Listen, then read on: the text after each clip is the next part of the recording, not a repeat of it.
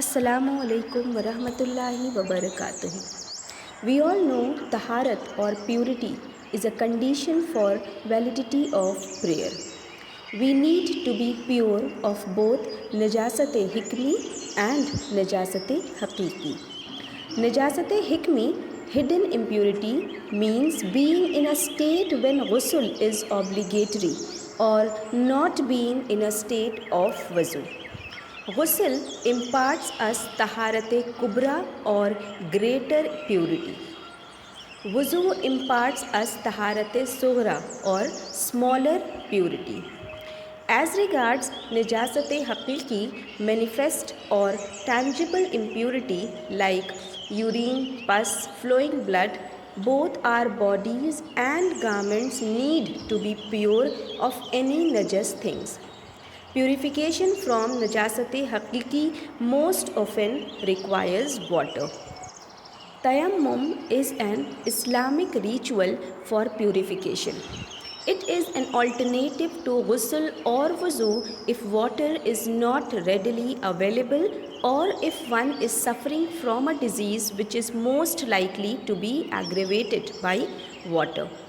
Tayammum is not an alternative of purification from najasat haqiqi which has to be removed by any means from body and garments.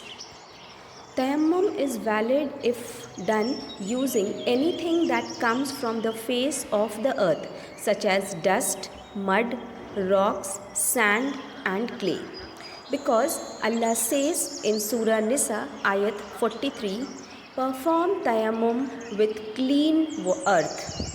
How to perform tayammum? 1. Intend to lift the state of ritual impurity. Number 2. Say Bismillah. Number 3. Strike the earth or anything of the top surface of the earth. Number 4. Wipe your face entirely. Number 5. Strike the earth or its equivalent a second time. And number 6. Wipe the right arm completely up to and including the elbow and then the left arm likewise. When is tayammum permissible? Allah says in the Holy Quran, O you who believe, when you intend to offer salah, wash your faces and your hands up to the elbow, rub by passing wet hands over your heads and wash your feet up to the ankles. If you are in a state of janaba, purify yourselves, that is, bathe your whole body.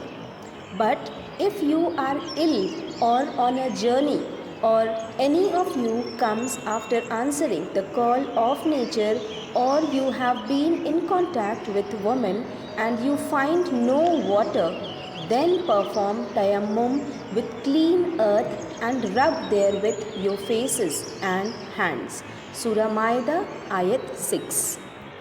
Thus, one may do tayammum in place of ghusl or wuzu only if water is not available, such as during journey or when he or she is suffering from a disease which is more likely to be aggravated by water. If a person can do wuzu but not ghusl, then he has to do tayammum in place of ghusl and then do wuzu. A person's tayammum is invalidated as and when water becomes available.